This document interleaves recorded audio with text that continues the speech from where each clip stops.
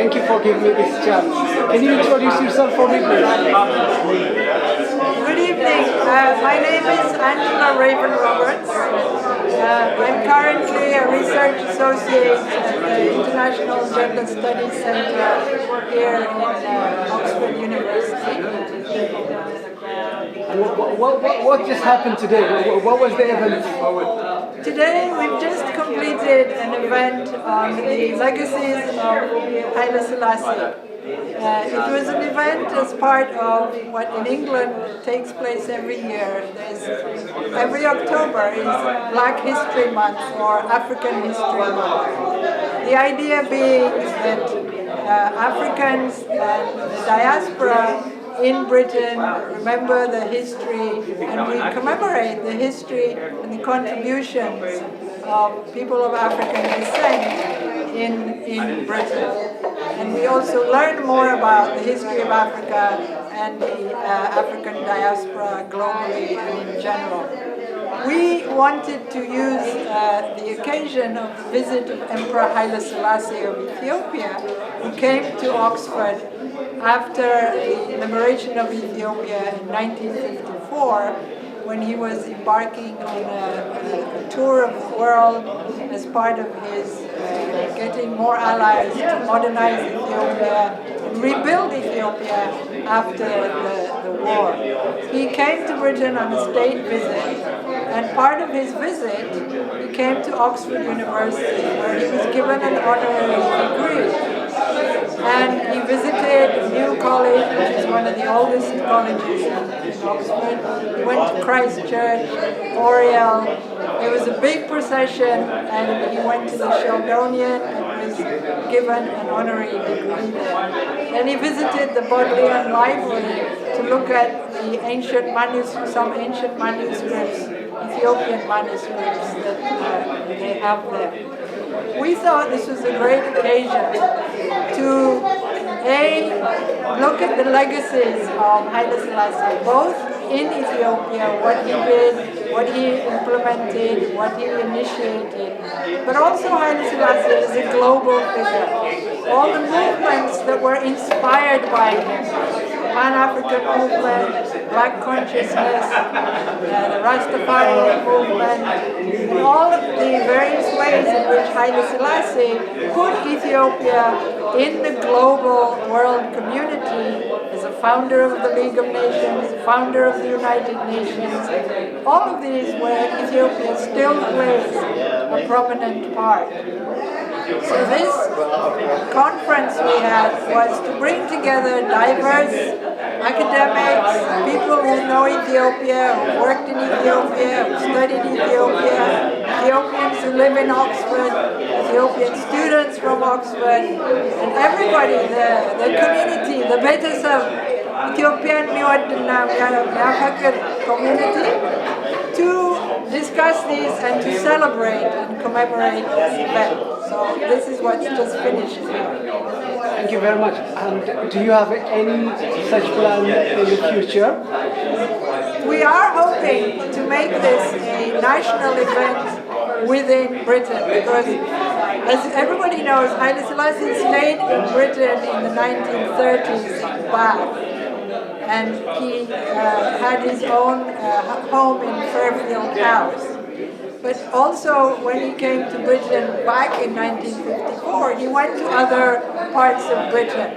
And so we want to use that to spread the word and do similar events to reach other parts of Britain. So people in Britain, and also the young generation of Ethiopians who are growing up here, and the British people, can really know what were the connections between Britain and Ethiopia, who was Haile Selassie, and most of all, to understand Ethiopia in its really long history and its diverse communities, and the fact that Ethiopia was really part of the first world, not the third world, or the second, or the fourth, but the first. Our civilization, our history, all of us is very linked. And we want people of Britain to understand this, and that African history is as important as their own history. Thank you. Thank you very much. Can I ask you a question in Amharic? Okay, you can try it. ጤና ይስጥልኝ የኔ እመቤት። ስምዎትን ቢያስተዋውቁኝ? እሺ ስሜ ሙሉ ስሜ አንጀላ ክርስቲና ፀሐይ ሬቨን ሮበርትስ ነው። ፀሐይ የተሰጠኝ ስም የኔ ክርስትና እናት ልዕልት ሂሩት ደስታ ነበሩ እና የእሳቸውን ታላቅ እህት ለማክበር በክርስትና ስነሳ እሱን ስም ሰጡኝ እና እንደዛ ነው ክርስትና የተነሳ። ክርስቲና ደግሞ የእናቴ ስም ነው። ስለዚህ ሁሉም አንድ ላይ ይሄ ነው ስሜ። ኢትዮጵያ ኖረዋል ማለት ነው? አዎ፣ እዛ ነው ያደግኩት ከእድሜ 2 ወር እስከ 16 እዛ ትምህርት ቤት 11ኛ ክፍል ጨርሼ እንግሊዝ ሀገር መጣሁ። ተማርኩኝ፣ ኦክስፎርድ ተማርኩኝ። ለንደን ዩኒቨርሲቲ ሰዋስ የሚባል አፍሪካን ሂስትሪ የሚያስተምር እዛም ተምሬያለሁ እና አሜሪካን ሀገር ደግሞ ፒኤችዲ እዛ ነው የጨረስኩኝ እና ኢትዮጵያም ተመልሻለሁ እና ብዙ አመት አልፎ አልፎ ሰርቻለሁ ኢትዮጵያ ውስጥ እና አሁንም እመላለሳለሁ ለስራ፣ ለጥናት እና ለጉብኝነት እና ሽሮና ትዝታ ሲነካኝ ወደ አዲስ አበባ ነው የምመጣ። ሌላው ልጠይቆት መጨረሻ ነው የምጠይቆት የኔ እመቤት፣ ይሄንን ያዘጋጁትን ዝግጅት እንደኔ ያሉ ኢትዮጵያውያን ተማሪዎች ምን ያገኙበታል፣ ምን ይማሩበታል ብለዋል? እሺ እንግዲህ ኢትዮጵያ ተማሪ ጎበዝ ተማሪ ነው እና ብዙ ነገር ያውቃል እና እኛ ያሰብነው አንደኛ የዝም ሀገር ተማሪ እዚህም ያደጉት ድንገት ምን ግንኙነት ነው ያለው ከእንግሊዝ ሀገር እና ከኢትዮጵያ ጋር ይሄንን እንዲያውቁ። ለምንድን ነው ኢትዮጵያ ሁሉ ሰው የውጭ ሀገር ዜጋ ለምንድን ነው የሚወዳት? ምንድነው ታሪኩ? ምንድነው ግንኙነታቸው? ይህንን እንዲያውቁ እና የእኛ ውጭ ሀገር ሆነ ኢትዮጵያንን ብናፈቅረው እንዲያውቁ እና እነሱም እንዲያፈቅሩ። ለምን ኢትዮጵያ በዓለም ላይ በጣም ትልቅ ታሪክ ያላት አገር ነው እና በጣም አፕሪሺየት የሆነች ሀገር ነው እና ይሄንን እስቲ እኛም እንደምንወዳት እናንተም እስቲ እንደገና ውደዷት እና በቃ ሞራል ሁሉ የእኛንም ሞራል እና የሁሉንም ሞራል ለማንሳት ዋናው ምክንያት። የሰጡኝ ጊዜ በጣም አመሰግናለሁ። ወደፊት እንደምንገናኝ ተስፋ አደርጋለሁ። እሺ፣ አመሰግናለሁ።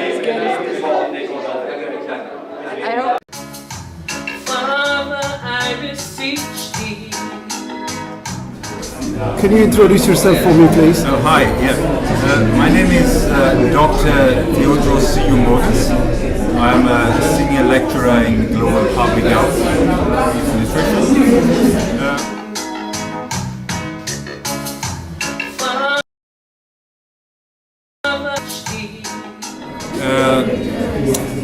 Prince Mikhail McConnell is with us. So I will now refer to him to give us a little bit about, tell us about himself and about the event. And once again, it's a great honor to have you here, Prince Michael. And please do tell us a little bit about you and what you think of the event. Thank you. Well, I'm the grandson of Emperor Haile Selassie.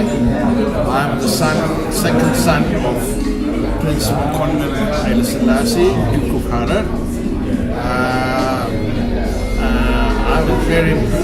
I was very happy that I was invited, and I'm glad the organizer were very well organized, and the event was a good event. Most of it was about history of what happened then in 1954.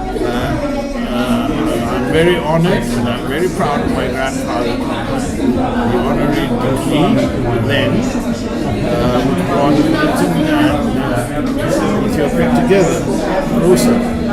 to get an honorary degree then for an African leader is an exception. And I like the new generation like you, who's professor, teacher in Oxford, to be able to organize this. And I hope the next generation will continue this tradition, honoring the emperor, my grandfather, who has worked very hard to develop Ethiopia for the world. And he has also contributed to education, introducing university, higher education, high schools, I mean. And so I'm very pleased that I was able to participate in this event. Father, I beseech thee, send the moon. Father, I beseech thee, by the angels. Is very, very ancient, and it's actually part of our first world, if you kind of look at it that way, because the history is very long. But also the issue of Ethiopians going out to be teachers is also very old, okay? And you look at Ethiopian history and the priests who went to Jerusalem, who part of the Coptic, the early Christianity, the history of the Ethiopian Jewish community, of Islam, all involve people coming and going and visiting and transferring knowledge. So this is all very, very, very deep, and this is very much aware in the consciousness within Ethiopia. And here is where especially His Majesty was both very proud of the ancient traditions of Ethiopia in all its spectrum, as well as being very keen about modern education and modern technology. And part of his sort of going around the world was also to kind of bring in, recruit teachers and everything. And he was also very himself cosmopolitan. I don't know if people realize how many languages he spoke and how many languages were spoken in his family. And the Ethiopian elites in general are very, very cosmopolitan and always have been. And I think one forgets this. And now it's repeated in the diaspora, but the great knowledge of some of them who, especially the priests or whoever who speak through Arabic, Hebrew, French, German, you name it. It's a great feeling of cosmopolitanness. And this is against some of the knowledge where people think, oh, Ethiopia buried in history, forgotten by the past, all alone, insular. Actually, in some places maybe yes, but in other places no. They were part of the global world and still are. So these are just some of the things to kind of throw out and reflect on. But the early 50s and 40s, after the emperor came back to Ethiopia, he took a great interest. He was very keen on modernizing the education system and bringing in and opening schools. He founded the university. Part of his coming here was also to kind of expand, And later on, for various reasons, even though his relatives came here, and he had prime ministers who came here, and actually the first student from Ethiopia, I believe, was 1929 to 1932 at Brasenose College. The son of Blattageta Hirui, Sirak Hirui, who then went home and translated the book, The Rastless Prince of Abyssinia. And his father was also an educated man in the Ethiopian tradition. He was, I think, foreign minister for Menelik. But anyway, I think he was the first student in Oxford, and then there are others, we'll talk about them later.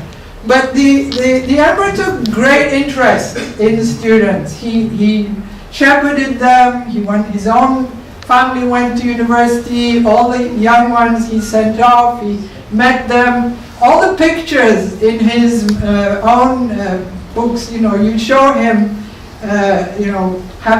meeting students and going to schools. And as he developed schools around the country, both state schools, and then he encouraged missionaries to come in and open schools. And then there were the foreign communities there also opened schools. So there was an Indian school, a French school, a German school, a Swedish school, but they were international schools. They were not schools just for those communities. There was no kind of apartheid there. And the other interesting thing about them is they also taught Amharic for those who wanted to learn Amharic, and they were very international. But the secondary schools, as they expanded, were very, very of interest to the emperor, and he would visit most afternoons after he held court and he did the affairs of state. He would go in his car with his little dogs and members of the family, and he would go and open a school, open a hospital, a clinic, and you would hear the car with Captain Shambal Timo in front. He was a very imposing bodyguard who had whiskers down here, and pat. And everybody would know, oh, and he would stop and he would just roll down the window, and people would come, and he would often give them, money, and I was given 5 birr once like that. But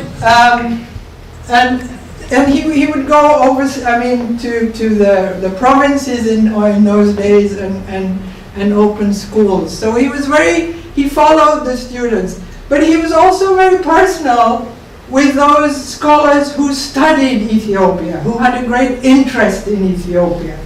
And for example, I think, Wendy, was it correct?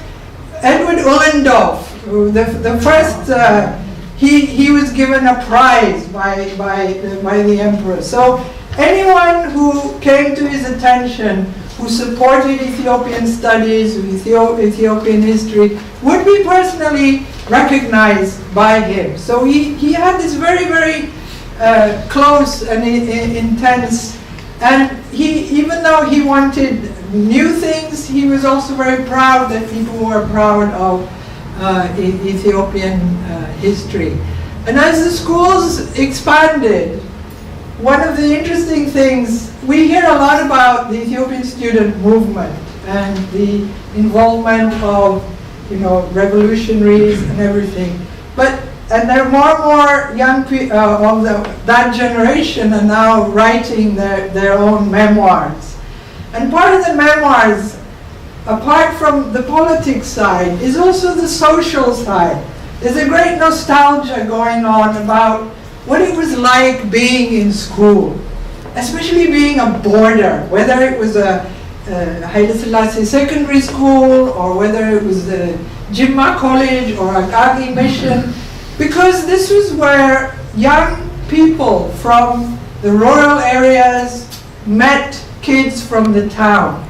This is where, if you were from Wallagga, you met someone, from Addis Ababa, or you went to school. So people were mixing with each other, and these schools have a kind of memory of a lovely time, sheltered, protected, where you studied, you learned. And it was a time where also you were thinking in different ways. There were all different kinds of teachers. They were recruited from Europe, from India, and then the Peace Corps came. The Peace Corps had a tremendous influence. And you can go down the street with an old Peace Corps, and I can tell you numerous stories.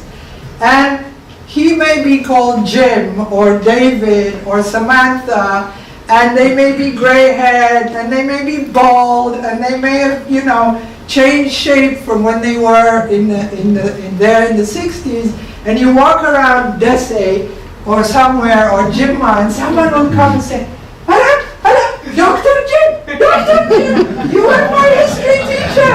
Woo!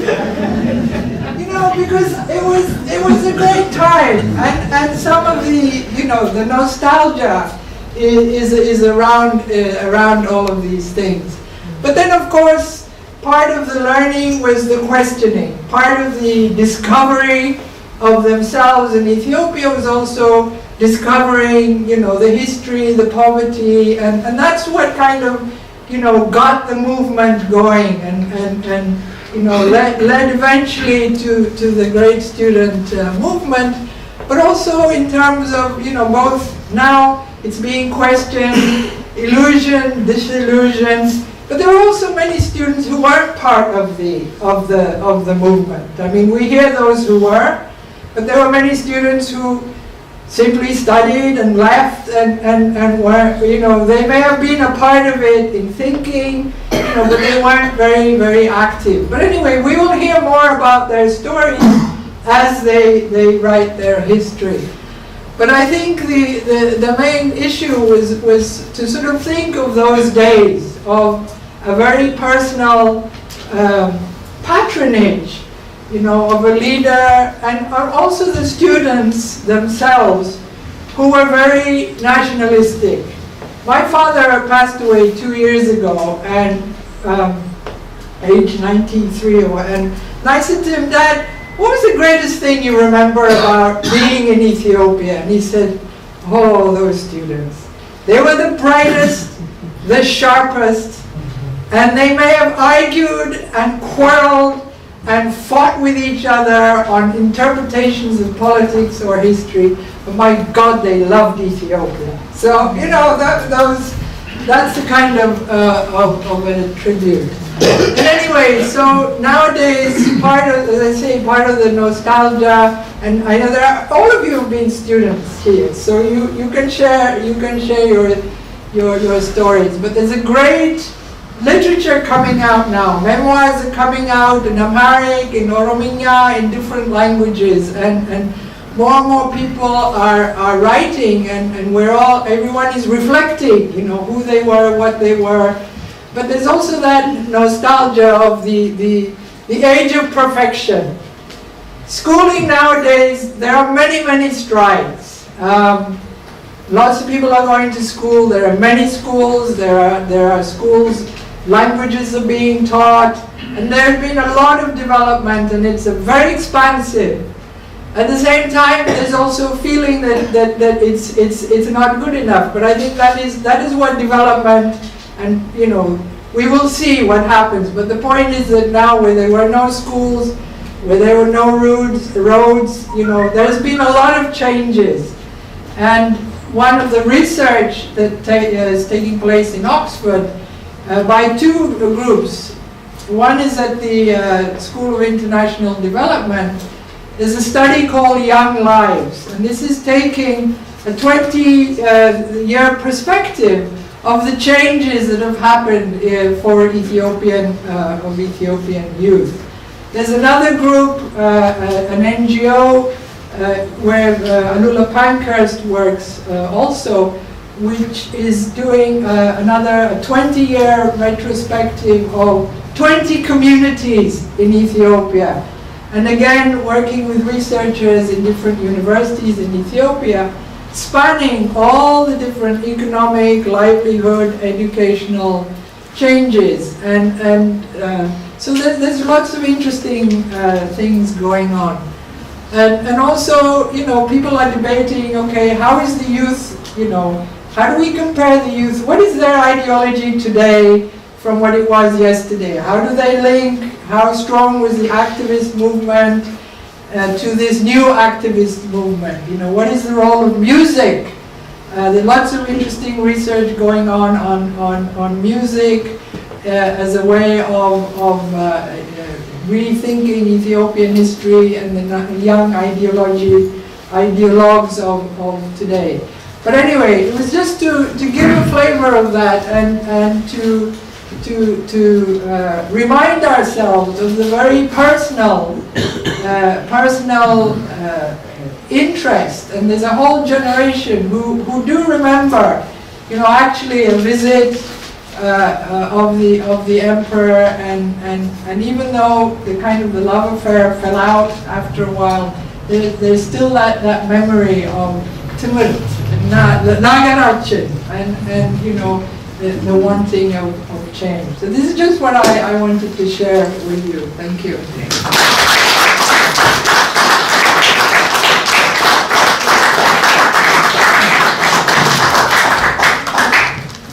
So now, having talked a lot about some of the issues initiated by Haile Selassie within Ethiopia, we go on to discuss a lot more about some of the movements and the issues inspired by Haile Selassie, his presence, his history, and Ethiopia, its own history and part of global, and the contribution of that and the inspiration in the forming of the global Pan-African movement and especially the Rastafari movement. And so we move now into the next session to hear from members of that community who we are very welcome, who've come from London, Bristol, and we start with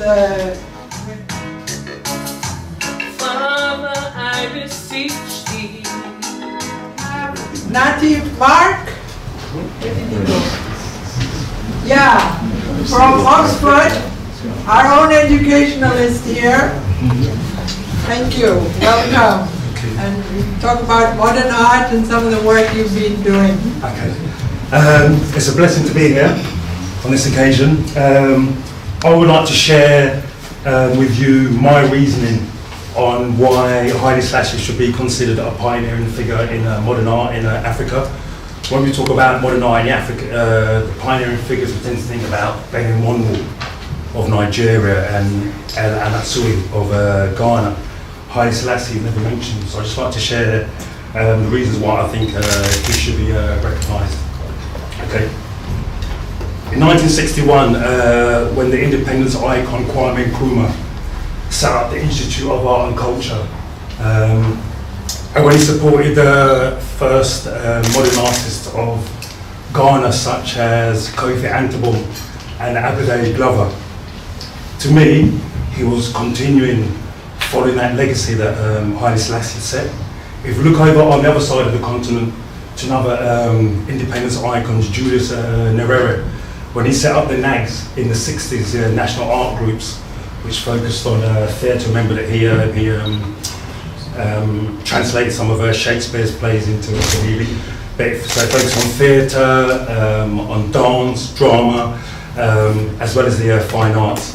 And he gave full support to the founding in 1974 of what was called the Nyumba Yasana, the House of Art. Once again, that is an example of following the legacy of Haile Selassie.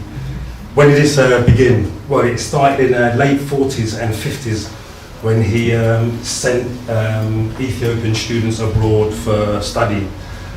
I'm talking specifically about the people I call the three wise men of modern art as far as Ethiopia is concerned. So Gabriel Destler, Skunda Bogossian, not quite sure whether I say that's right, and Ethio-British. So Ethio-British came here to study, came to England. Skunda Bogossian also, but also studied in France, and Gabriel Destler studied in Germany. So they went away to study, came back. Skunda Bogossian became one of the popular lecturers at Howard University, one of the historically black colleges that were set up in the Reconstruction era, but also became a very influential figure in the wider community there, the wider creative community. In his earlier days, he'd actually been a teacher in the studio of Giacometti, one of the great sculptors of the 20th century. Okay, Skunda Bogossian, we go on to Ethio-British. he became like the national artist of Ethiopia. The Damascus flower, one of his paintings, is like a national treasure. And there's a great stained glass work that he done for the Africa Hall in Addis Ababa. Now, to introduce Gabriel Destler, because this is a special aspect, and it shows the kind of the mental fortitude and vision that Haile Selassie had. So to introduce Gabriel Destler, I'd like to go back to 1906 to an evening in Paris. It was a salon of Gertrude Stein, and Matisse walked in, and he had something in his hand, and this is 1906, and it was a statue of a Vili figure. The Vili are a people of the Congo, and Picasso basically flipped out. They said that that night he couldn't stop touching it, kept staring at it, went home. They said he drew feverishly, crashed out sometime that early morning, elated and excited. When you look at the work that Picasso produced, you think, yeah, he might be influenced by the Kuba of the Congo or the Fan of Gabon. 6 years later, Modigliani produced one of his great masterpieces. Now, when you look at that, you can see specifically that it comes from a certain ethnic group, because you see the almond eyes, you see this thin, elongated nose, you see this small mouth, and that is exactly the motifs of the baule of the Ivory Coast. The reason why I mention those two artists is because when Gabriel Destler came back from Germany, he brought back abstract, and he was vilified by a lot of the Ethiopians. You know, how dare you bring this back? This is un-Ethiopian. This is unpatriotic. This is Western. The one person that stood up and defended him was Haile Selassie. So I just wanted to speak a few words and just emphasise for you that certain things are mentioned and certain things aren't mentioned, and I think that he deserves to be recognised as as a champion of modern art in Africa for two reasons. One, because he was the first African leader to send students abroad for art study, and two, he was the first African leader to found an art school at a university. So for that, I think His Majesty deserves the title Haile Selassie the First.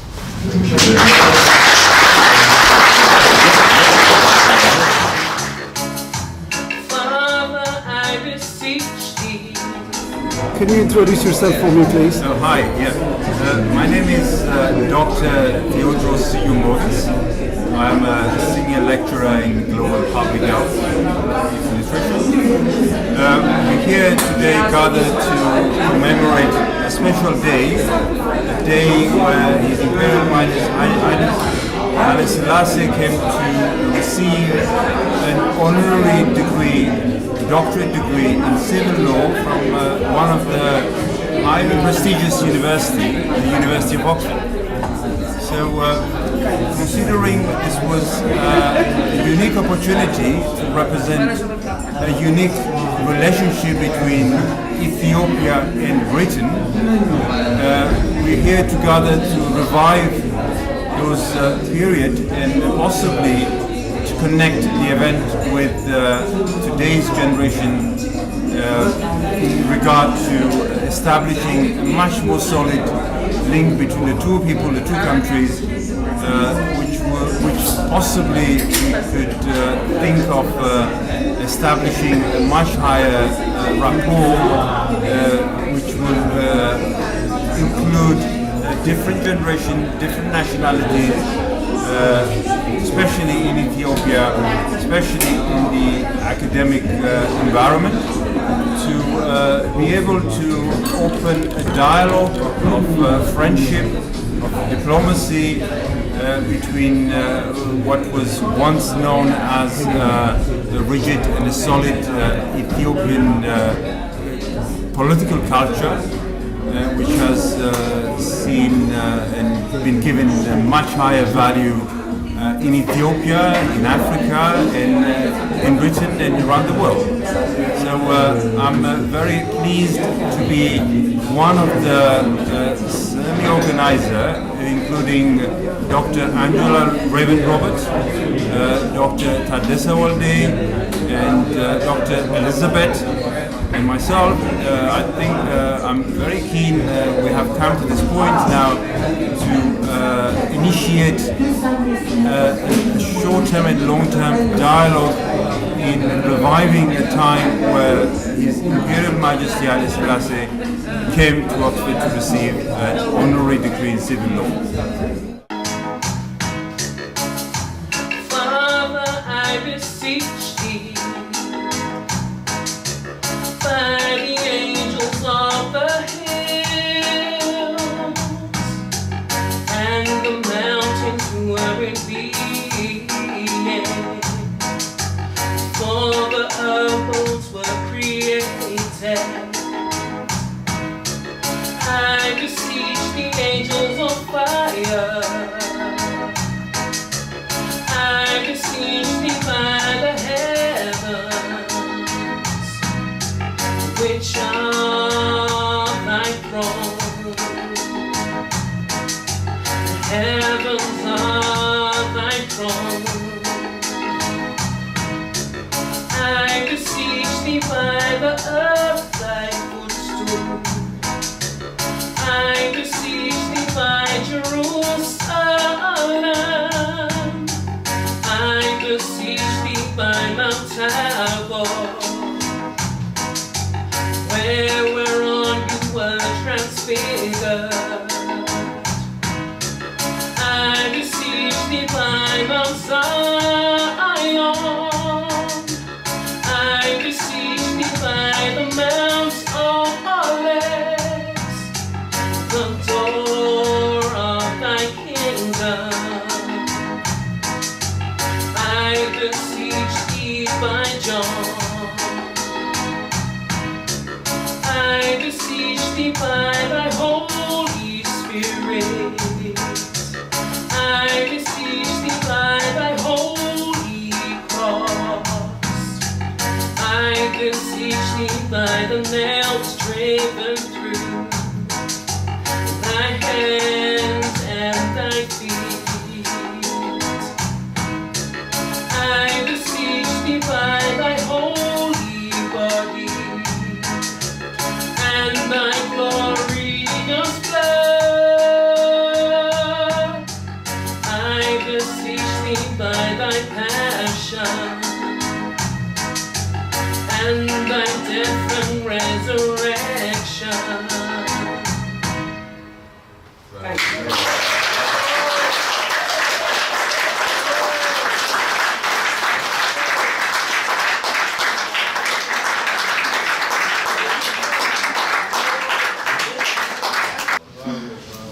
Well, thank you all so very, very, very much.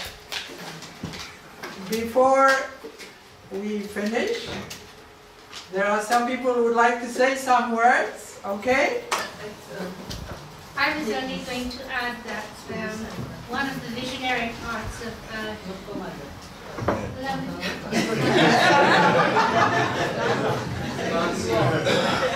one of the visionary parts of His Majesty's work was to bring together what I always called the Nobel Prize of Africa, where he brought together artists and others under the name of the Haile Selassie Prize Trust, which I thought was a magical period of every year, or every 3 years I think it was, when they brought together art from all over Africa, artists, and created this wonderful position of people who contributed to his idea of Pan-Africanism, I suppose, which was inspired activity, and it brought so many people together. And this was after the Organization of African Unity and other such things, but the expanding vision that he held the arts. Thank you so much.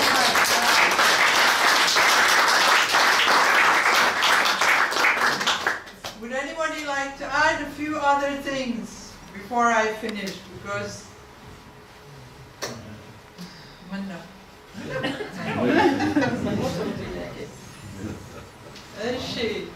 oh yeah. No, I have nothing to say, but I just wanted